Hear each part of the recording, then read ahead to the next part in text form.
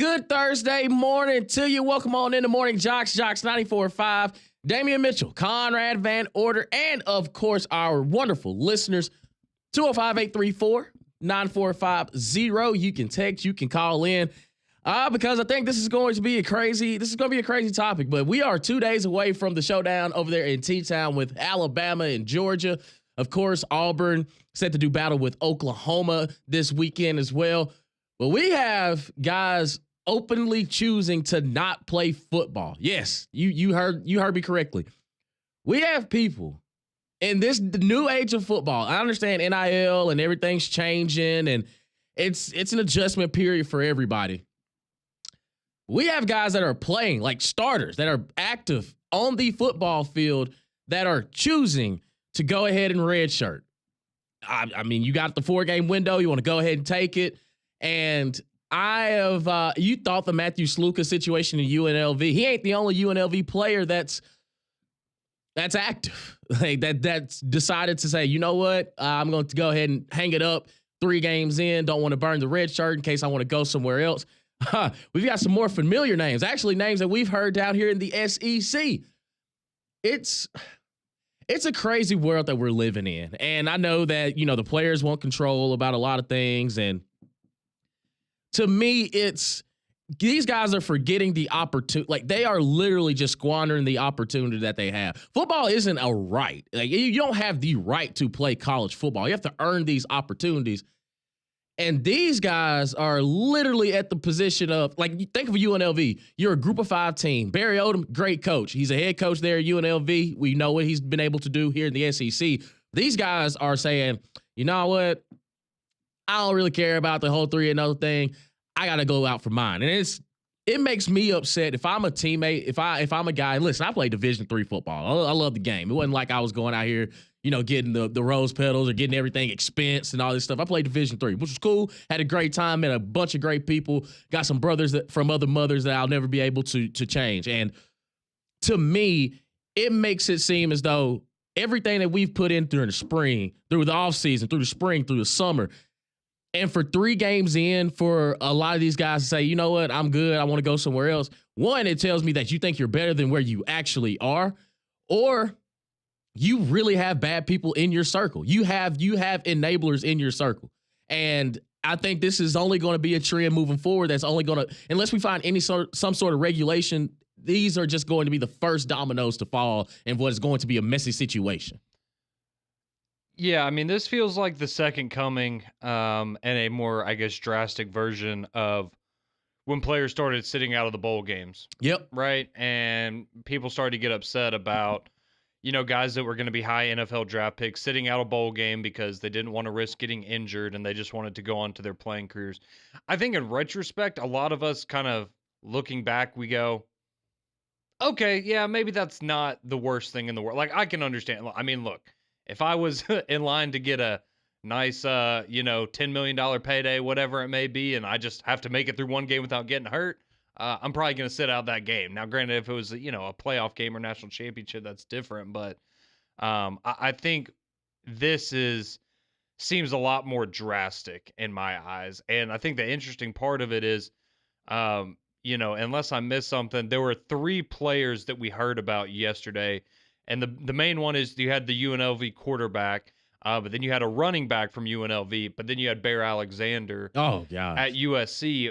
But what makes it so interesting is that, the UNLV situation, specifically with the quarterback, and the Bear Alexander situation at USC, at least to me, they seem to be completely different, right? Completely different reasons for why they're redshirting, whereas with the UNLV quarterback, you have an NIL dispute, and that whole thing seems to just be that whole thing's a mess of, he says that he was promised $100,000, but he's only been given $3,000. And now the school's coming out and saying, well, we never promised him this dollar amount.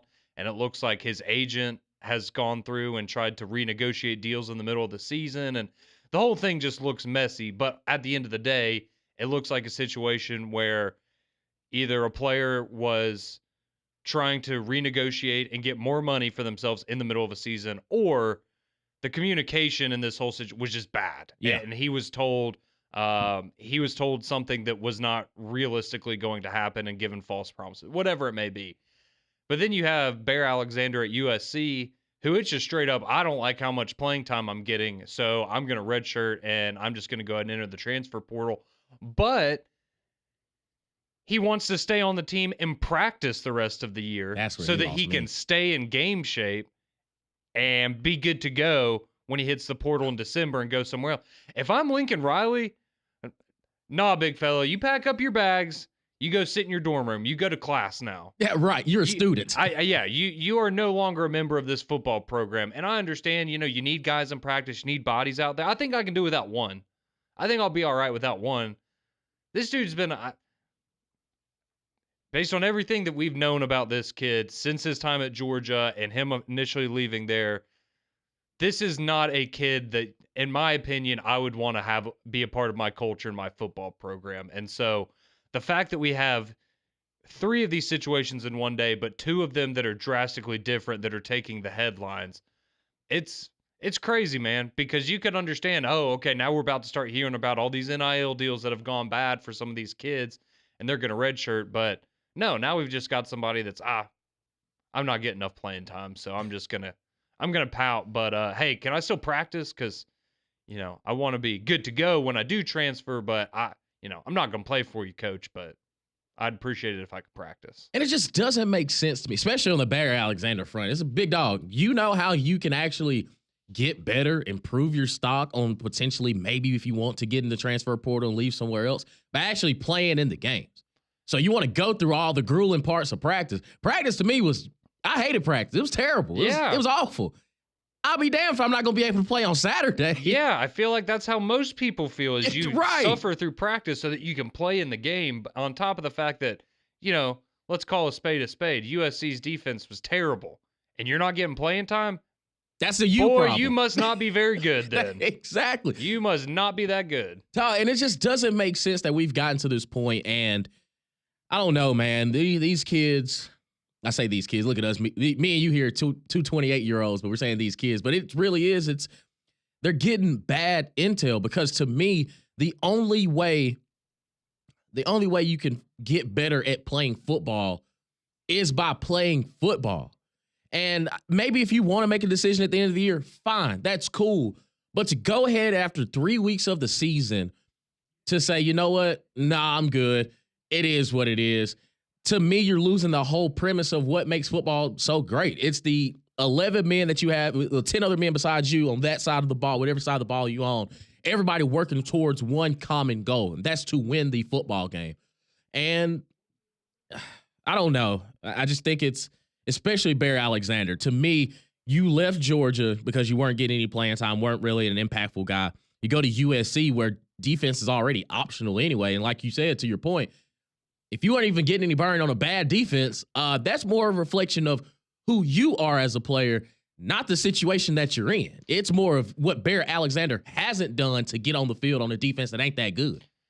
Yeah, it's a bizarre situation. And then, going back to UNLV for a second with the quarterback, I mean, there have been players on social. First off, from the reporting that I've read, the players on the UNLV team are not looking at that quarterback and going, good for you for standing up for this.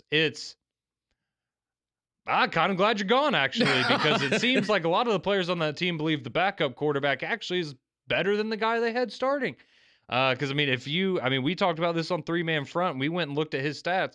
Dude was completing 43% of his passes. Right. And he's asking for a pay raise because his team was 3-0. And I'm like, all right, that's let's have a little bit of self-awareness here maybe. But, it's, in that situation in particular, I feel like we still probably don't have all of the information and truly understand the full picture of that story because, I'll be honest, my first thought was, man, this kid, like, that's a problem, dude, because you don't want to, you're 3-0, you don't like, I understand not getting paid and that'd be frustrating, but like you're already in the season, y'all are good, You don't just want to play and see how good See the how team can be. Like exactly, I mean, they're ranked in the coaches poll for the first time in like decades. Like, exactly.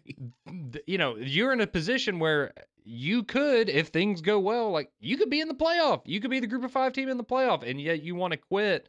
But then seeing some of his players or teammates go out on social media and essentially, you know, it's about time that we are finally playing this other quarterback. It's like, oh, okay, so they're going to be better off. And, you know, I saw somebody make this point yesterday. It was, do you really think that if UNLV thought this guy was going to take him to the playoff or put him in contention for the playoff, they couldn't find $100,000 to sweeten the pot and keep him there? It was like, Exactly.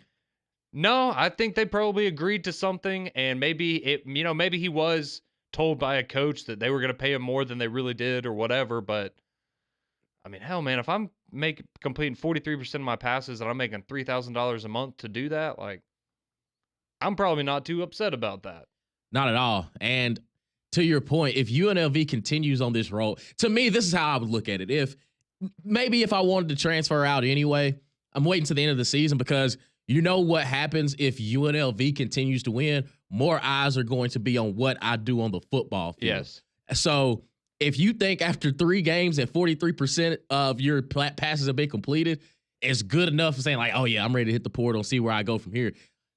Okay, well, maybe when it's week 11 or 12 and you're completing, 58 or almost 60% of your passes, the coaches are probably hitting them up like, hey, coach, what about your guy? Like, want to know what does he bring to the table? Well, after 3 games in, you're already checked out. It's more of a red flag than you even think that you have as the quarterback. That's why I've never understood the whole mentality because, again, do you not want to put game film out there? Do you not want to put tape out there to show other programs, hey, this is what I can do? Like, probably worth giving me a look, on top of the fact that,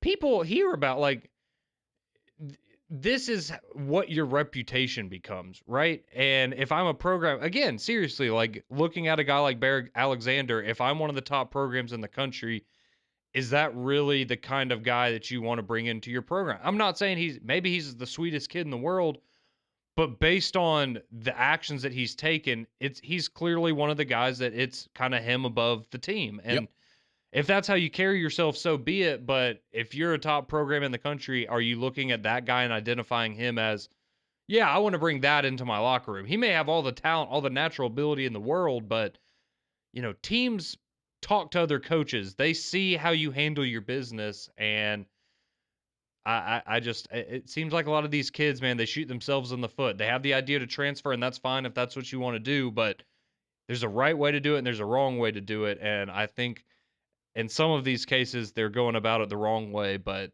as you alluded to at the beginning, like, this is this is just the beginning. Yep. This is just the beginning. It's going to be a snowball effect, man. And at this point, I don't even know where you could really go as far as changing the rules or how can you word it, because to me, you're already giving them a cop-out. And to me, these players are just missing the mark of what it takes to be part of a team and play in the sport of football.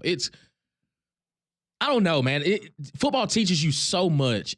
Like sports in general teach you so many things about life, of overcoming adversity, of, you're not always going to be the best everywhere that you go. I remember coming in as a freshman. I mean, when I was at Maplesville, I was a running back. That's all I kind of knew. I changed positions the first day of fall camp my freshman year. I'm sitting there like, oh, okay, well, this is different. I'm operating in space, got to get adjusted. And I had a couple seniors, a couple upperclassmen that were ahead of me, and it's like, okay, well, I see how they go about it. They've been playing receiver a lot more. They're in game shape. They get it. I was like, okay, I know I'm not physically there yet. And I knew by the time my sophomore year rolled around, those older guys were going to be gone. And pretty much every spot at the receiver position, whether it was X, Y, or Z, was open.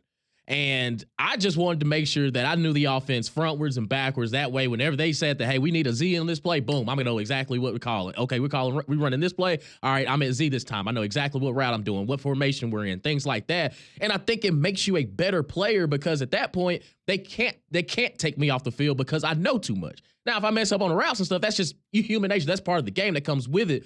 But to already say, and the running back from UNLV, Allen, he made the decision that, hey, I'm going to redshirt too.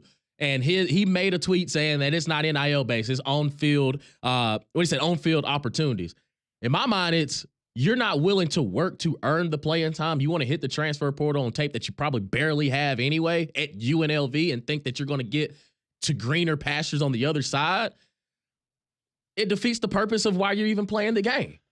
And I mean, you hate to, because you never want you never want anybody to get hurt.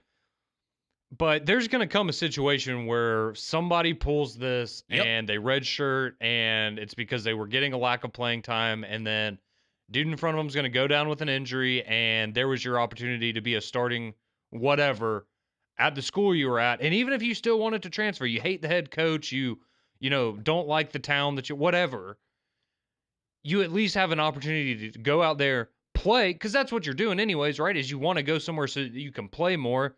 Okay, well, why not stick it out? Because you never know when you're going to get an opportunity. You never know when somebody in front of you is going to go down and you're going to get an opportunity. And, you just don't even want to.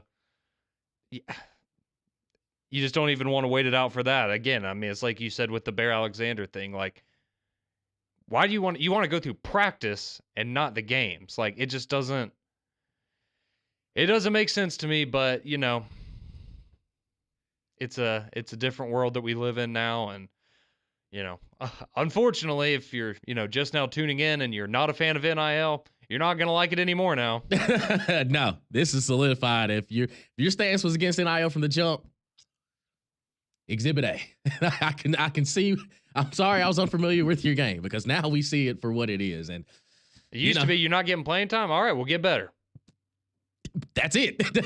Get better. That's it. Now it's, oh, coach, I need a little bag. I've played a couple games, and this is what I think my value is. Big dog. I can only imagine how the conversation was with Barry Odom and Matthew Sluka as well. I don't know Barry Odom personally, but kind of just his demeanor and the way that you kind of goes about it, I don't think that conversation was pretty long. It's one of those, hey, coach, this is kind of the money that I've been able to bring in. We appreciate your time, buddy. And I think that's probably the cleanest way you probably. I just like to picture him going and finding like his little on-3 NIL valuation and like printing it out and handing it to Coach Odom, being like, "See, this is what they say." Nope. Nope, can't do that one. No, but coach, that's what they say. Nope. Nah, that's not how it's gonna fly here, big dog. Appreciate you. Don't let the door hit you on the way out. Be careful. Be safe out there. This is what college football is, man. This is what college athletics is. Keep it locked here on Morning Jocks. We're actually going to talk some ball on the other side, because I don't want to get too upset and depressed, but we want to hear from you as well. 205-834-9450. How do we fix this NIL problem? Let's just talk about the games on the weekend, because it is Alabama-Georgia week. Y'all, we're 2 days away. Keep it locked. We'll keep the conversation rolling on the other side here on JOX 94.5.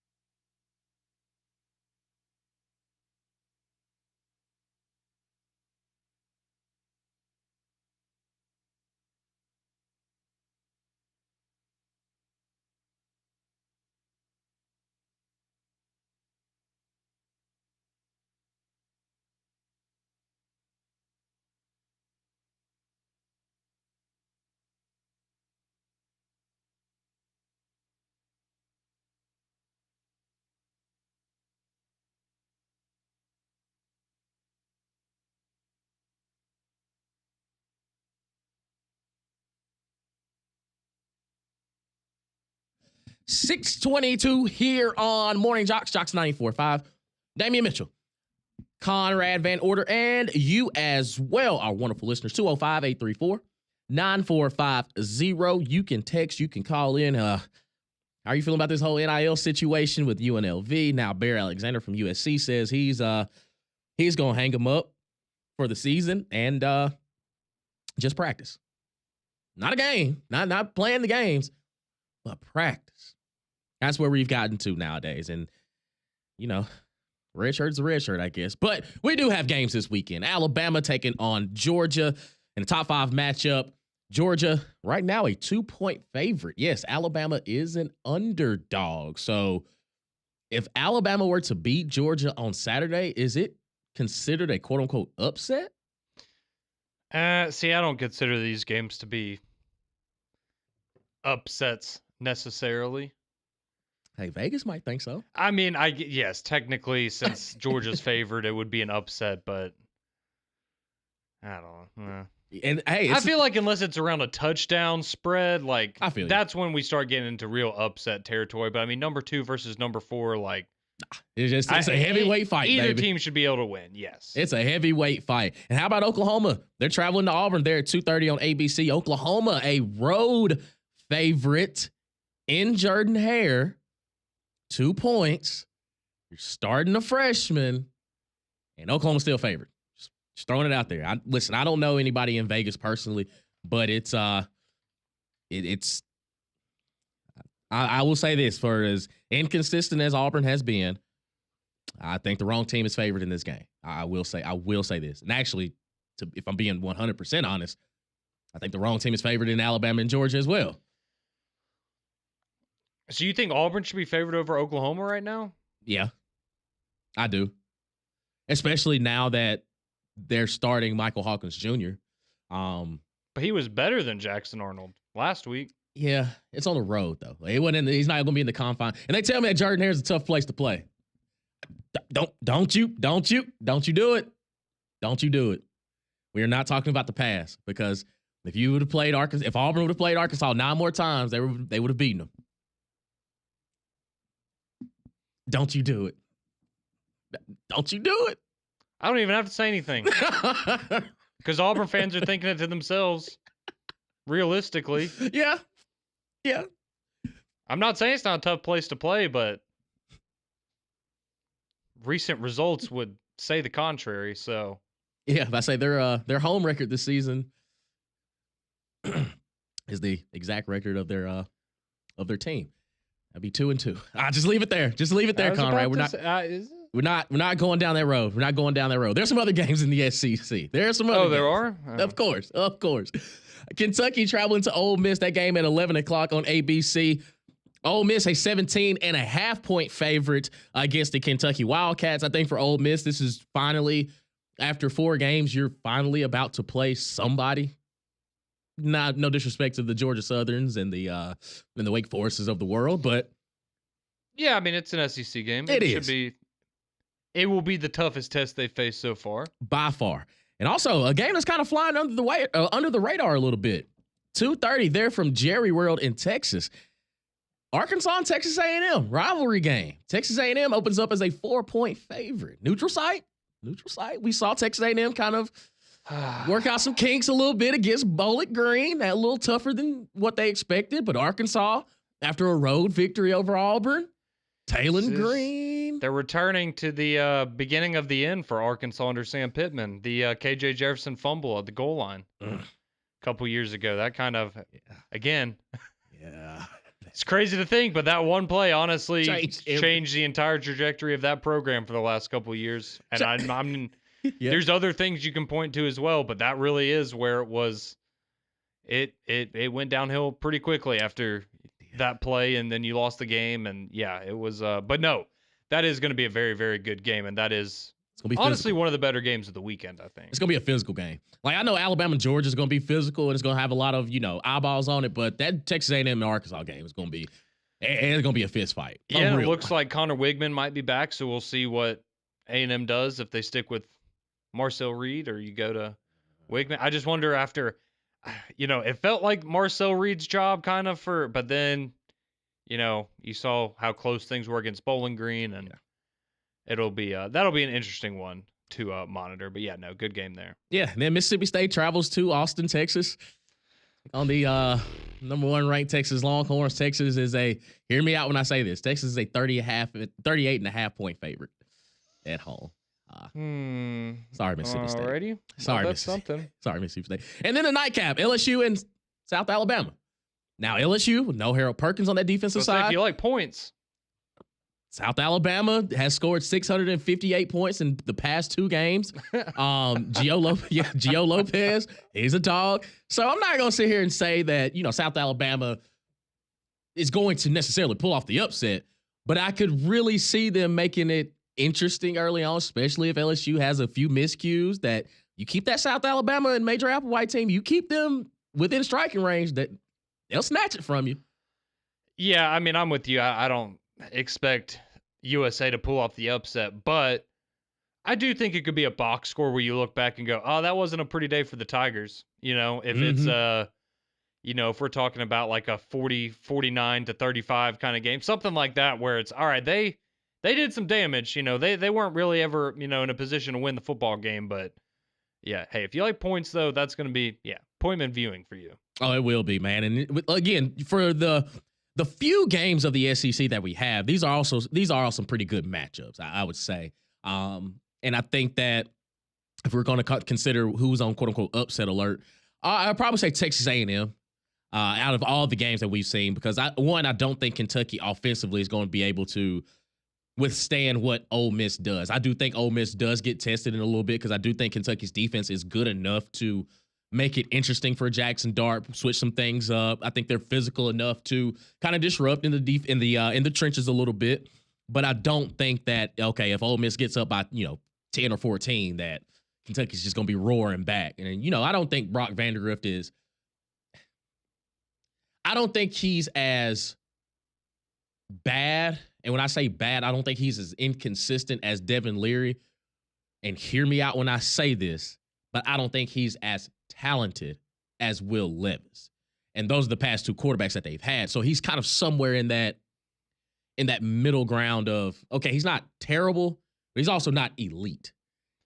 And he's like borderline good, borderline. It's Brock Vandagriff is just, he's Peyton Thorne. It's when he's good, you see it. It's like, okay, we can work with this.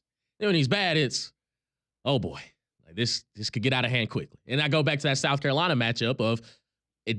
He didn't look like a college quarterback at any point during that game. And then you go and watch the Georgia tape.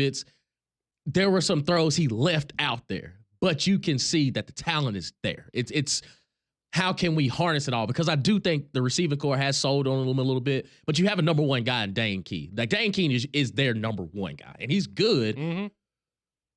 But the quarterback has to continue to elevate them to make them better offensively.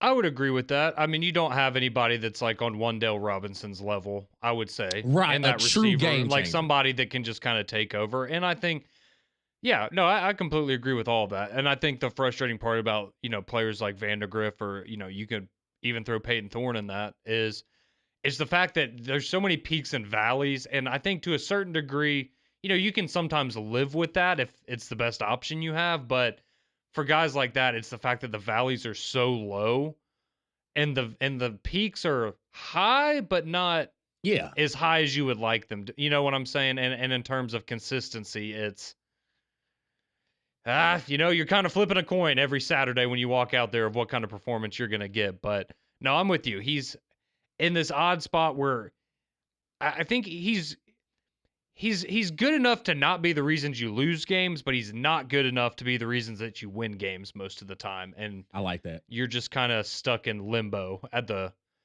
quarterback spot. But this will be a good chance for Kentucky because, I think a lot of people, and I'll be honest, this is kind of how I feel going into this game is, was the Georgia game, was that your one game this year where you really got fired up for it and you came really, really, really close to knocking them off and you weren't able to do it?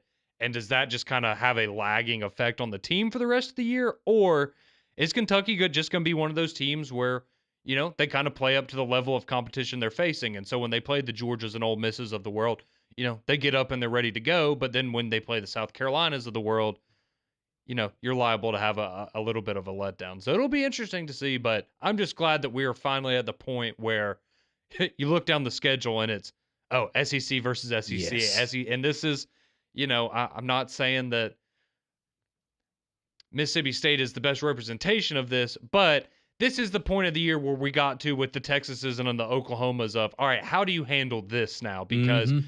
we know that, y'all are used to playing each other. There's normally one or two really good teams of the Big 12 you have to face, but what is it when it's the day in and day outs of playing the Auburns, the Arkansas, the Texas A&Ms of the world, and can you not slip up against those teams? And I don't think we're going to get that from Texas this weekend, but Oklahoma is certainly, Auburn's in a situation. I don't know if I'm there where you are, where I think Oklahoma or Auburn should be favored going in, but trust me, they have a very good chance of winning this football game. This is not a insurmountable challenge by Right. any stretch of the imagination. Yeah, and both teams, you can almost feel the desperation of we just need a win. We need a win. This is going to be a big one for morale. Absolutely. So we'll discuss these games and more. We also want to hear from you. 205-834-9450. We see your calls. We see your text messages. We'll make sure we get to those on the other side. Keep it locked right here on Morning JOX and JOX 94.5.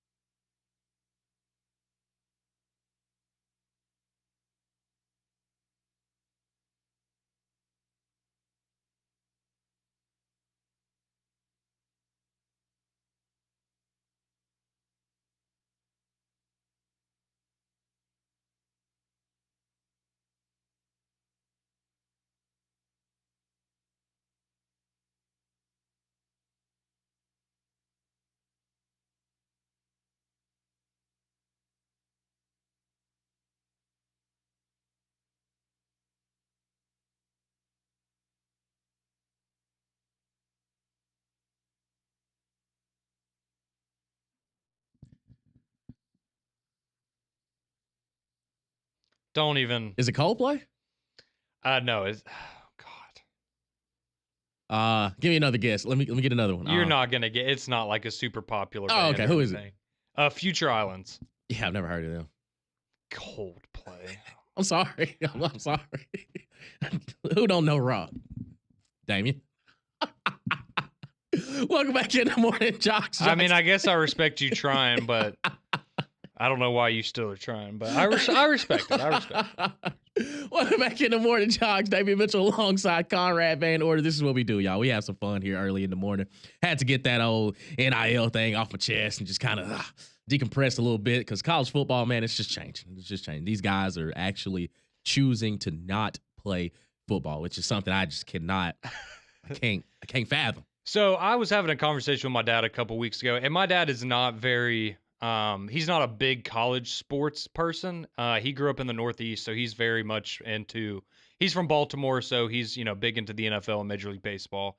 And he'll listen to the shows sometimes, and the other day I was talking to him on the phone and he just goes, "Can you try to explain this NIL thing to me?" He's like, "I just don't get it. Like, I know y'all talk about it all the time, but like I really just haven't taken the time to understand it." And I was like, I don't think we haven't. I was like, we don't have enough time right now. Like, I can't sit here for the next 4 hours and try to explain this to you and make it make sense to you. And just in the little bit that I was able to share with, like, just somebody as an outsider looking into the world of college athletics, it was just like, he was so mind blown at the point that we've already gotten to. And, I'm explaining to him like, well, there's really no rules. So that's why they're doing this. It's like, well, how long has this been going on? It's, well, about 3 or 4 years now, I guess. He said, well, so surely they're going to have guidelines in place soon, right? Like, it's been 3 or 4 years.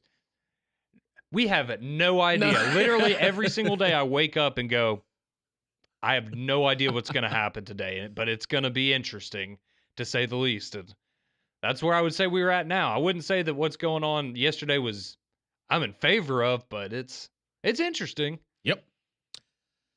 Listen, man, we're here for you. We are your sounding board. 205-834-9450. Of course, you can text or call in. Bert texting, he says, if Alabama wins Saturday, do the fans rush the field? No. Who do you think you are? No, Auburn? That'd be embarrassing. Right. Who you think Alabama is? Auburn? Stop. Get out of here. It's Georgia. Like, it's what they're supposed to do. It's what they're supposed to do. I was about to say, now the next time Georgia beats Alabama, they might storm the field. But you thought Knoxville was crazy. Imagine if you playing this in Athens. Like, it'll be a whole different state out there, man. It's gonna be insane. It's insane. Austin, he takes in and says, Exhibit A of how NIL can ruin the sport we love so much. Yes. We're 2 days away from Bama UGA, yet the biggest story everyone wants to talk about is this UNLV quarterback sitting out because of NIL. This sucks. We should get hype. Yeah, we got to talk about this. I'm right. I'm with you, Bob. I'm with you, Austin, man. It hurts my soul. Yeah, I was about to say, if you're UNLV, on the one hand, you hope this doesn't give you a bad rap when it comes to trying to get other players to come over there and worrying about getting paid and whatnot. But what they do say, there's no such thing as bad publicity. So absolutely, more people are thinking about UNLV now than they have in a hot minute. That's what I'm saying. And you're in Las Vegas, dog. Like you're in Las Vegas. You can get some money. There are ways to get you some bread. I'm like, that was my thing yesterday. I'm like, you're telling me there's not some dude on the staff there. You can give him a little money, send him on an all-day bender down at a blackjack table, and he comes back with $100,000 for your quarterback. Like. Exactly. You'll figure something out. Exactly. That's exactly what I do. Hey, big dog, give him about 10 minutes. Yeah. I'll be right back. I will be right back. Drake texted in, not the Canadian artist. He says, if Bama wins, the first word coming out of George's mouth is going to be fire Bobo. More than likely. Yeah. more than likely. Yeah, I mean, that's, there have always been people that are not the biggest Mike Bobo fan. Chris texts in and says, can I tell my boss I'm sitting out of work because I don't get paid enough? I wouldn't recommend it. But I'm also not your boss. So that's between you and old boss man. See, and that's kind of the thing with the UNLV quarterback situation specifically is, it really comes down to what was he told versus what is his side of the story versus what was he actually promised by the university. Yep. Because, to be fair, if they said, to him, we're giving you $100,000, and then they give him $3,000, I'd be upset about that. Like I mean, think about it. If you went to work and you got paid 3% of your salary of what you were worth, and they asked you to keep coming to work, you're going to have a problem with that. Yep. And so from that standpoint, I can't understand it, but we don't know all the nitty gritty. Right. And also, you're a student athlete. You're not an employee. That is also true. You're a student athlete. I mean, at least that's what they're employees. That's what they were told. You're a student athlete. You can go in professional in something other than sports as well. That's what the NCAA is for, or so I've been told. Hastings 16 says Damian's personality this morning. He sends a gif of Ed Orgeron saying, "We coming, we coming." I'm guessing Hastings sees what shirt I have on. Let's go to the phone lines, 205-834-9450. Go Tigers. Let's talk to Matt. Wants to talk some ball with us this morning. Appreciate it. What's going on, Matt? Hey, what's going on, guys? How are y'all this morning? Hey, ain't no complaining this way, except for about NIL, but we're good. I hear you. Hey, this is Matt from Maplesville, first-time caller. I listen to your show every day in three-man front in the afternoon, too. But, hey, Conrad, earlier Damian said that he was just a running back at Maplesville. Don't let him fool you, dog. His whole class was dogs. Anyway. I believe you. I agree.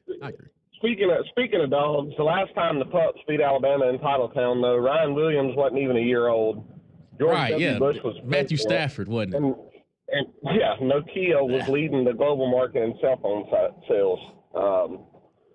And I don't look for that to change this weekend either. I think both teams have dialed back offensively a little bit, enough to maybe give them a few more than just one scripted drive, but I like Bama by a lot in this one. I mean, I'm a little biased. I'm a big Alabama fan, but I think Georgia has 3 losses this year. I've said it before, but I think they lose to Ole Miss, Texas, and Alabama. They're all away games. I'm not bashing Georgia by any means. Their defense is outstanding, but I just don't think their offense has what it takes to keep up with teams of that caliber in an away scene. But yeah, man. Hey, we appreciate you, Matt. And hey, I mean, it'd be a tough 3 losses if they do have them, but it's not the realm possibility, and one could happen Saturday. It could. I was sorry. I got distracted about something you said. What? I'm not an Alabama fan? No. Oh. You're not. Could have fooled me. I know who definitely ain't an Alabama fan. It's more damn Don who's on the phone with us this morning. What's going on, Don? What's up, guys? Hey, Damien, I like that shirt, buddy. Appreciate you. Go Tigers. Yeah. No, I saw the Facebook thing of you and your female friends said you were about to. Make sure I never commit a crime. Make sure I never commit any sort of crime ever in my life.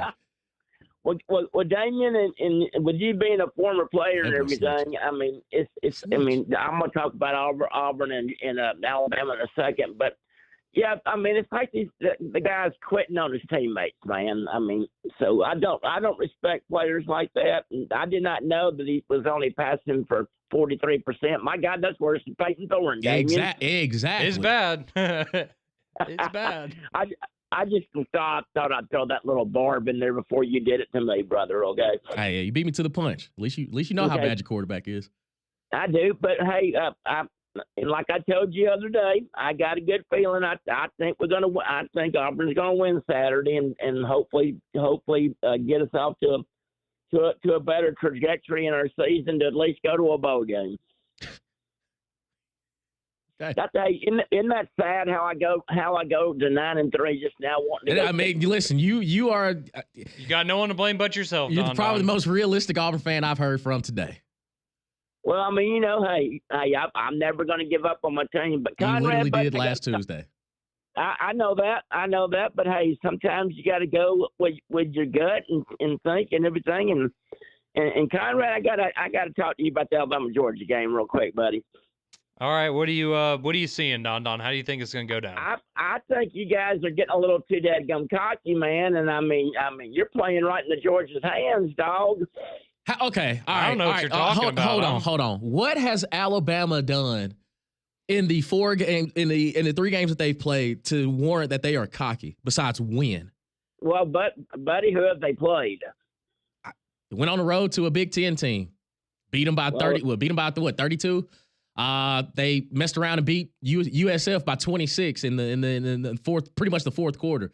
Then they, of course, they opened up with the Rudy Poop team, but it's all good. I just think that not who was Auburn? Who was Auburn played? Well, obviously that we played two better teams than us because they beat us. So I don't know, man. You know me, I just get frustrated and everything. Right. Well, don't bring it here. Don't bring it here, big dog. I'm going to let you know. Now, this is the issue. This is the issue with me with this situation. You say Alabama is getting too cocky. And no, the fans, not the Milroe. I understand in the sense of I do feel like a lot of people are picking Alabama. In that sense, I get where you're coming from. That's what I'm trying to say. Okay. But didn't Milroe have a comment that he didn't think the Georgia defense could stop him? Let me just ask that. Didn't he say that the other day or something like that? Well, the last time he faced him, they won the SEC title game. Well, that's true. But I'm just saying you give Kirby 2 weeks to prepare, and I know Alabama's had 2 weeks to prepare too, and I think DeBoer and the staff are a very good offensive-minded staff and everything. But I just think, personally, Carson Beck and Georgia can throw on Alabama all day long. So why didn't they do it against Kentucky? That's good. Well, that's a good point. Very good point.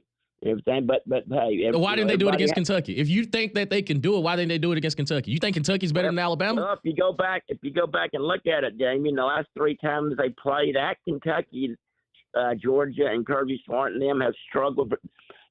Kentucky's the only team. And the last time that they played Alabama, they lost the football game. They did. I'll give you that. And he only beat Nick Saban one time out of what, 8? Now I agree with all your points, but I just have a feeling that Georgia's going to win the game. That's all. Well, we will see on Saturday, Don. We appreciate you calling in. All right, thanks, guys. Do we? Thank you. Man snitched on me from the jump. Like, came out the gate just like, hey, bro, mind your business. Like, he's keeping an eye on you. But I see. More of your text, 205-834-9450. We'll get to those when we come back here on Morning Jocks and Jocks 94.5.